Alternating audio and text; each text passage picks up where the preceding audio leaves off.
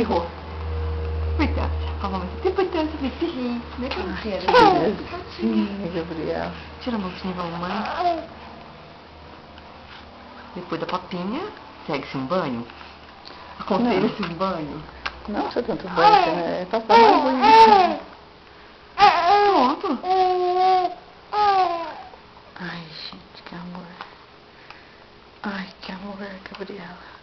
Mãe, ela não vai dar trabalho, eu acho que vou comer não. Quer ajudar? Então ajuda.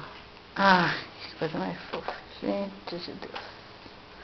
Vou gastar o filme tudo pra você. Mãe, ela chora que ela quer mais. Ixi, mãe. Maçã não vai dar conta. Ah, muito. Vai ter que ser 2 pessoas maçã. 2 colheres. Vai lá, Abandono. Gostoso, amor, é? Ó, outro.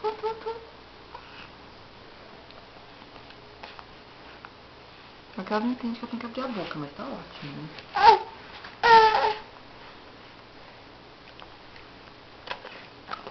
Ela não entende, mas ela consegue chupar o que tá pra fora.